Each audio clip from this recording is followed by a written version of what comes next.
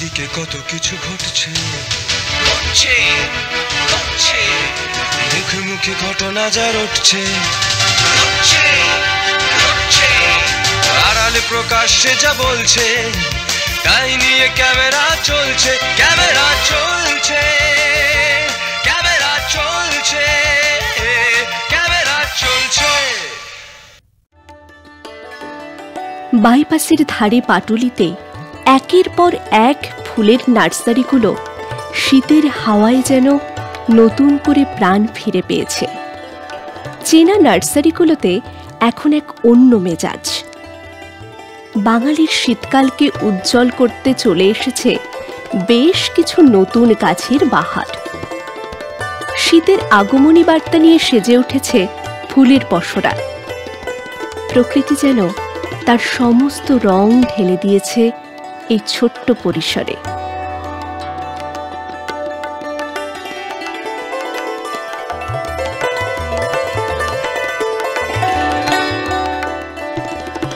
শুরুতেই নজর কাটছে গোলাপের নানা ভ্যারাইটি। প্রতিটি কুঁড়ি যেন শীতের সকালের নরম রোদ মেখে ফোটার অপেক্ষায়।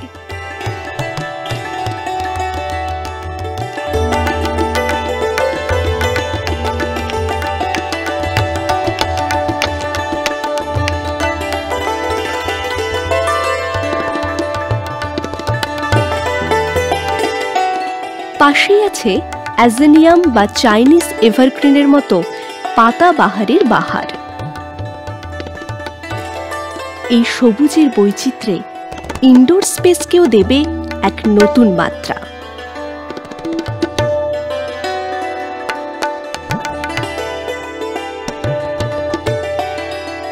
এছাড়া আছে শীতকালীন ফুলের রানীরা।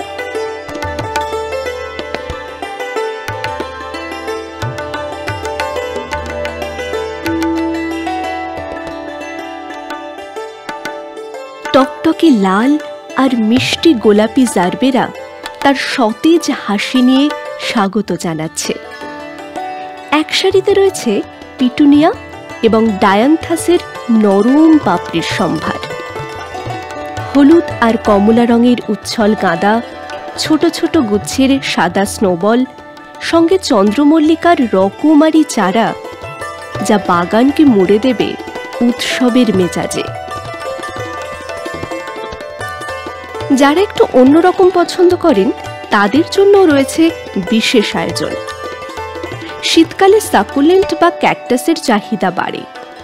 এই নার্সারিগুলোতে পেয়ে যাবেন নানা আকারের সাকুলেন্ট আর কাঁটার মুকুটে সজ্জিত ক্যাকটাসের অসাধারণ কালেকশন।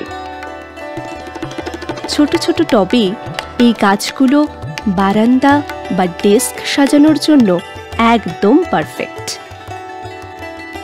বাইপাসের ধারের এই নার্সারিগুলোর আরও এক আকর্ষণ হল বোগেনভেলিয়া।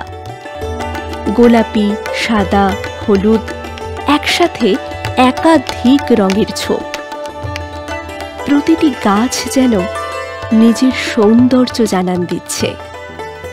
আর যারা একটু অদ্ভুত সংগ্রহযোগ্য প্রজাতি খোঁজেন তাদের জন্য আছে মিনি বানসাই জেড, ডোয়ার্ফ স্কিমিয়া আর জাপানিজ মেফল স্যাপলিং। এছাড়াও আছে লঙ্কার নানান প্রজাতি, যা এই শীতের মরশুমে বাঙালির রসনাকে করবে তৃপ্ত। স্থানীয় নার্সারির দোকানিরা জানালেন, এটা হচ্ছে গুলি লঙ্কা বা বুলেট লঙ্কা বলে। এটা হচ্ছে তোমার বেলডাঙ্গার লঙ্কা। এটা হচ্ছে তোমার শিমলা মির্চ।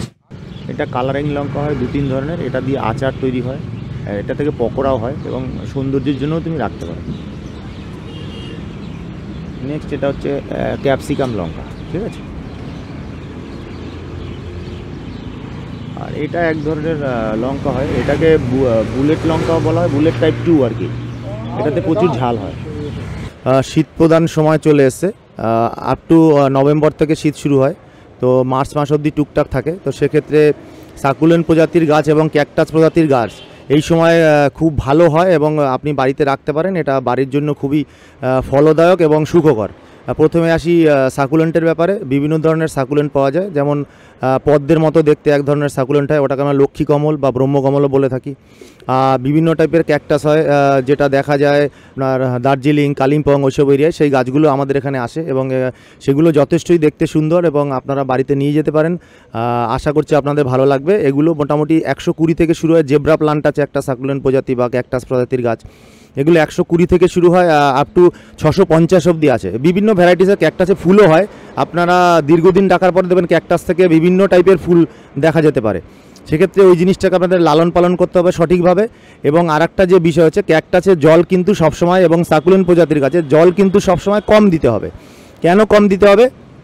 আমাদের এই ওয়েদারের সাথে ম্যাচ করতে গেলে ওকে সপ্তাহে একদিন করে বডিতে স্প্রে করতে হবে এনপিকে 19-19-19, আর গোড়ায় মাসে একবার জল দিতে হবে। তার কারণ হচ্ছে ও যদি গোড়াতে জল বসে যায় তাহলে কিন্তু গাছটি মরে যাওয়ার সম্ভাবনা আছে। তো সেক্ষেত্রে বন্ধুরা আপনারা যেটা করবেন, ক্যাকটাস বা সাকুলেন্ট প্রজাতির গাছ যদি নিয়ে যান, বডিতে একবার সপ্তাহে স্প্রে করবেন আর মাসে একবার জল ঢালবেন গাছের গোড়াটায়, যেটা কোকোপিটে করা হয়। লঙ্কা বলতে যেটা, এখানে 4-5 ধরনের লঙ্কা আপনারা শীতকালে দেখতে পারবেন। একটা হচ্ছে যেমন ক্যাপসিকাম লঙ্কা বলা হয়, ওই লঙ্কা দিয়ে আচারও তৈরি হয়, প্লাস হচ্ছে ওই লঙ্কা থেকে চাটনি, পকোড়া, বিভিন্ন ধরনের প্রোডাক্ট তৈরি হয়। আর একটা হয় আপনার ঘিয়ে লঙ্কা, যেটাতে আপনার ঘিয়ের মতো সেন্ট আসে এবং ওটা খেতে খুব সুস্বাদু হয়, বোম্বাই লঙ্কা ওকে বলা হয়। আর এক ধরনের লঙ্কা হয় যেটা হচ্ছে বেলডাঙ্গার লঙ্কা, ওটা সরু হয়, কালো রঙের এবং প্রচণ্ড ঝাল হয়। মানে বিভিন্ন টাইপের লঙ্কা গাছ আছে, ফুলের গাছ আছে। ম্যারিগোল্ড যেটা শীতকালে খুবই বিখ্যাত, সেই ধরনের ফুল এখানে 7-8 রকমের ম্যারিগোল্ড আপনারা এখানে দেখতে পাবেন। স্যাকুলিয়ানও পেয়ে যাবেন। এই দেখুন স্যাকুলিয়ান, সব বড় বড় প্লান্ট, বিভিন্ন ভ্যারাইটিসের আমাদের কাছে পেয়ে যাবেন। ছোট থেকে আরম্ভ করে বড় বড় প্লান্ট আপনারা সবই পেয়ে যাবেন। এটা স্যাকুলিয়ান বলে। এও ইনডোর প্লান্ট, মেনটেনেন্স খুবই হালকা। এদের আপনার মাটি লাগে না, নো সয়েল, সিন্ডার জাতীয় গাছে পটিং করলে খুবই গাছ ভালো হবে। যেহেতু এগুলো হচ্ছে আমরা ইনডোর প্লান্ট, ফাঙ্গাস লাগার ভয় নেই, সিন্ডারের গাছ যেহেতু হবে। এখানে যেমন দেখতে পাচ্ছেন ইউনিক লেটেস্ট একদম মানিক প্লান্ট, ভেরিগেটেড 5-7টা কালার পেয়ে যাবেন। কিছু হয়া পেয়ে যাবেন, কিছু স্নেক প্ল্যানের ভ্যারাইটি পাবেন। অ্যাগ্লোরিমার অন্তত পক্ষে 60 থেকে 70 খানা ভ্যারাইটিস আপনারা পেয়ে যাবেন।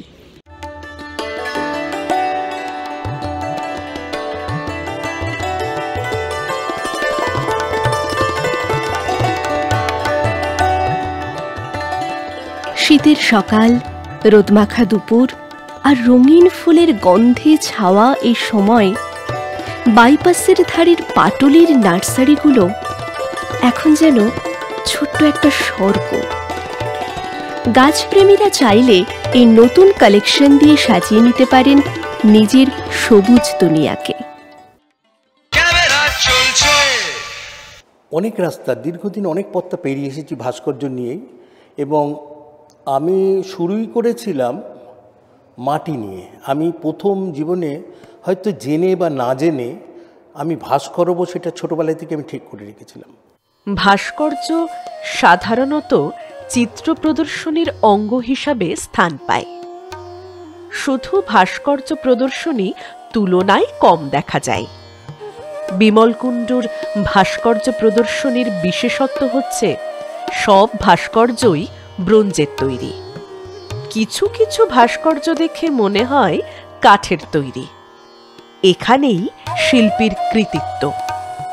শিল্পীর কাজ এতটাই নিখুঁত যার জন্য এই বিভ্রম তৈরি হয়। ভাস্কর্য করার জন্যে আমি উত্তর কলকাতা শ্যামপুকুরের ছেলে। তা উত্তর কলকাতায় থাকার ফলে একটা যেটা সুবিধা হয়েছে, যে উত্তর কলকাতায় সেই সময় যারা আমাদের মধ্যে ছিল, তাদের কোনো পরিবারের মধ্যে এখনকার মতন কেরিয়ার বলে ব্যাপার ছিল না। তোমাকে ডাক্তার হতে হবে, ইঞ্জিনিয়ার হতে হবে, কী হবে, তুমি স্কুল যাচ্ছ, পড়ছো, আস্তে করে পাস করবে, তারপর চাকরি করবে। সেই তোমার স্বাধীনভাবে তুমি কি করছো সেটা হলো ব্যাপার। যেমন অনেক ছেলে রাস্তায় ফুটবল খেলতে খেলতে ফার্স্ট ডিভিশনে চলে গেছে। সেরকম আমার ঠাকুমা, ওই ঠাকুমার হাত ধরে আমার গঙ্গায় যাওয়া। গঙ্গায় শুধু ঠাকুমার সঙ্গে যেতামই একটাই কারণ, যে কুমোরপাড়ার ভেতর দিয়ে গঙ্গায় যেত। তো সেখান থেকে মাটি কুড়িয়ে নিয়ে এসে পুতুল বানানো, মূর্তি বানানো। আর এই কুমোরপাড়াটা আমার কাছে স্বপ্নের মতন লাগতো। তা যাই হোক, ওই করতে করতে আস্তে আস্তে আমি কুমোরটুলির, মানে কি বলবো, ওই অবনীন্দ্রনাথ বাগেশ্রীতে একটা কথা বলেছিল যে কুমোরপাড়ার ছেলে মাটি নিয়ে খেলতে খেলতে, বাড়ির ছেলে মাটি নিয়ে খেলতে খেলতে শিল্পী হয়। আমি হচ্ছে কুমোরপাড়ার কাছাকাছি থাকা হয়েছিলাম শিল্পী, কুমোরটুলি ঘুরে ঘুরে শিল্পী হয়েছিলাম। সারাদিন কুমোরটুলিতে ঘুরতাম, প্রহরে প্রহরে কুমোরটুলি। আর তখন কুমোরটুলিতে সারাদিন কাজ হতো এবং কুমোরটুলিতে পৌঁছে যাবার পরই আমি মনে করি আমার গুরু হচ্ছে এই কুমোরটুলি। পৌঁছে যাবার পরই আমার মনে হতো একটা চারদিকে প্রাচীর ঘেরা একটা শিল্প নগরী, সেখানে কত রকমের শিল্প কাজ হচ্ছে এবং সারাদিন তারা কাজ করতো। সেইগুলো দেখে দেখে আমি যখন বাড়িতে ফিরে এসে সেই মাটি দিয়ে চেষ্টা করতাম। আস্তে আস্তে করতে করতে ঠিক কুমোরটুলিতে যেভাবে তারা গড়তো, যেভাবে করতো, সেইভাবে ঠাকুর গড়া শুরু হলো আমার জীবনে। ঠাকুর গড়েছিলি আমি 16 বছর ঠাকুর। তারপরে আমার মনে হলো না, এটা আমার তো পথ না, আমি ভাস্কর্য করব। তখন থেকে আমি ভাস্কর্যের কাজ শুরু করি এবং মূর্তি গড়ি। আমি গভর্নমেন্ট আর্ট কলেজে ভর্তি হওয়ার পর সেখান থেকে আমি ভাস্কর্য নিয়ে পাশ করি। 82-তে আমি ভাস্কর্য নিয়ে পাশ করি, আর তার আগে আমি পেন্টিং নিয়ে পড়েছিলাম। সেই যে আমার শুরু, প্রথম দিকে দেখুন, প্রথম দিকে ব্রঞ্জের কাজ করা খুব একটা সোজা ছিল না, কারণ হচ্ছে তখন সেইভাবে আমাদের কলকাতার শিল্প সামগ্রী বিক্রি হতো না এবং শিল্পীদের কোনো অর্থনৈতিক সাচ্ছল্য ছিল না। সেহেতু সবটাই মাটি দিয়ে করতাম, নয় কাঠ কাটতাম, এইগুলো করতাম। আস্তে আস্তে আস্তে আস্তে যখন কলকাতায় এই 92 এরম টাইমে কলকাতায় একটা শিল্পের বাজার তৈরি হলো, সেই সময় গ্যালারিগুলো ভাস্করকে মানে চিত্রশিল্পের মধ্যে ভাস্কর্যকে রাখলো। তখন থেকে একটু একটু করে আমাদের ভাস্কর্য মানুষ পছন্দ করে তারা কালেক্ট করতে শুরু করলো। সেই আমার শুরু। এবং একটা জিনিস হচ্ছে কি, আমরা ভাস্কর্য অনেক মাধ্যমে করি, পাথরে করি, কাঠে করি, কিন্তু যারা ব্যক্তিগত সংগ্রহ করে তারা সবসময় ব্রঞ্জ খোঁজে, ব্রঞ্জের ভাস্কর্য।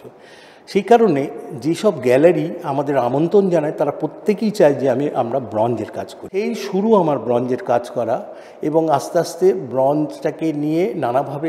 কিন্তু একটা ব্রঞ্জের মূর্তি গড়তে গেলে তার প্রসেসিংটা বড্ড মানে একটা মূর্তি গড়লাম, গড়ার পর তাকে একটা ছাঁচ হলো, ওয়েস্ট মোল্ড হলো, তার থেকে প্লাস্টার হলো, তার থেকে পিস মোল্ড করে তার থেকে মোমের তৈরি হলো।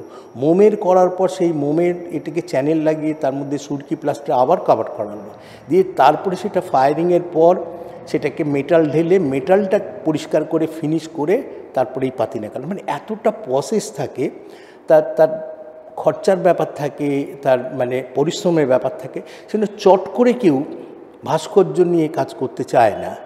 যেহেতু আমার পিস্টান কিছু ছিল না যে আমাকে বেঁচে থাকার জন্য এটা করতে হবে, আমি জানি এটাকে আমি করেই যেতে হবে। আমি সর্বক্ষণে, আমি কোনো চাকরি বাকরি আজ পর্যন্ত করিনি, এটাই জীবিকা করেছিলাম, যার জন্যে করতে করতে আসতে আজকে আমি সবটাই ব্রঞ্জে করছি। কিন্তু শুধু ব্রঞ্জের কাজ করি না, আমি ন্যাশনাল অ্যাওয়ার্ড পেয়েছিলাম চামড়ার করে, চামড়া, কাঠ, ফাইবার গ্লাস, পাথর সব মিডিয়ামই কাজ করেছি, কিন্তু বিশেষ করে ব্রঞ্জে। এই আমার কিন্তু কলকাতায় এটা প্রথম এক্সিবিশন, কারণ হচ্ছে আমি একটা সোলো এক্সিবিশন একটা স্কাল্পচারের পক্ষে সম্ভব নয়।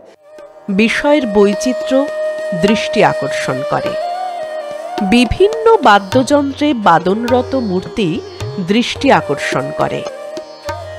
আলতামিরার গুহাচিত্র মনে করিয়ে দেয় আক্রমণে উদ্যত ষাঁড়। সব মিলিয়ে দৃষ্টিনন্দন প্রদর্শনী উপহার পেল কলকাতা।